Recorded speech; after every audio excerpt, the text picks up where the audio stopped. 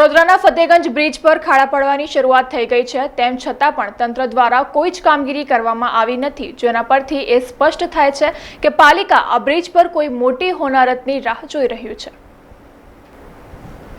વડોદરા શહેરને ખાડોદરાનું ઉપનામ આપવામાં આવ્યું છે, કારણ કે વડોદરા શહેરમાં ઠેર ઠેર મસમોટા ખાડા તેમજ ભૂવા જોવા મળતા હોય છે। ત્યારે ફતેગંજ બ્રિજ પર બે મોટા ખાડા પડ્યા છે। આ બ્રિજનું થોડાક જ વર્ષ પહેલા લોકાર્પણ કરવામાં આવ્યું હતું અને આ બ્રિજ પર મસમોટા ખાડા પાલિકા અને કોન્ટ્રાક્ટરની મિલીભગત છતી કરી રહ્યા છે અને આ ખાડા બાબતે તંત્ર વાકેફ છે, છતાં પણ કયા કારણોસર અને કોના ઇશારે તંત્ર આંખ આડા કાન કરી છે તે ચર્ચાનો વિષય બન્યો છે। ત્યારે આજે સામાજિક કાર્યકર કમલેશ પરમારે કોર્પોરેશનના અધિકારીઓ પર આકરા પ્રહારો કર્યા હતા અને તંત્ર ક્યારે જાગશે અને લોકોને પડતી મુશ્કેલીઓમાંથી ક્યારે મુક્તિ અપાવશે તેવો વેધક સવાલ કર્યો છે।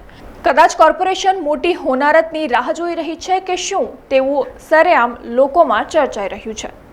વડોદરા શહેરમાં આવેલ ફતેગંજ બ્રિજ જે ઈએમઈ ચડતા જ જે કહેવાય છે કે ફતેગંજ બ્રિજનું ટૂંક સમય પહેલે જ નવનિર્માણ થયું હતું। સાથે જે કહેવાય છે કે વડોદરા શહેરની અંદર દરેક વિસ્તારોમાં દરેક જગ્યા ઉપર તો ભૂવા પડી રહ્યા છે, પરંતુ હાલમાં તો બ્રિજ ઉપર પણ જે કંઈક ને કંઈક ખાડા ભૂવા પડી રહ્યા હોય તેવા પણ દ્રશ્ય જોવા મળે છે। અવારનવાર લોકો અહીંયા ગાડી જે અકસ્માતનો ભોગ પણ બનતા હોય છે, તો ખાસ કરીને વડોદરા શહેરના વોર્ડ ઓફિસરો, વડોદરા શહેરના જે પણ કોર્પોરેટરો, ધારાસભ્ય, આ લોકોએ ખાસ કરીને ધ્યાન આપવાની જરૂર છે, કારણ કે જ્યારે કોઈકના ઘરની અંદર દીવો ઓલવાય છે ત્યારબાદ તંત્ર સફાળું જાગતું હોય છે। એટલે ખાસ કરીને TNN ન્યૂઝના માધ્યમથી અમારી અપીલ છે કે જે ફતેગંજ બ્રિજ પર સાથે સાથે અનેક બ્રિજ ઉપર જો આ રીતના ખાડા પડ્યા હોય તો તેને તાત્કાલિક ધોરણે પેચવર્ક કરવા જોઈએ અને વારંવાર એક જ જગ્યા ઉપર પેચવર્ક કરી અને કંઈક ને કંઈક ભ્રષ્ટાચાર કરતા અધિકારીઓ સામે પણ લાલ આંખ કરવી જોઈએ તેવી વડોદરા શહેરના મેયરશ્રી, કમિશનરશ્રી, ચેરમેનશ્રી પાસેથી અમે એક આશા અને એક અપેક્ષા રાખીએ છીએ।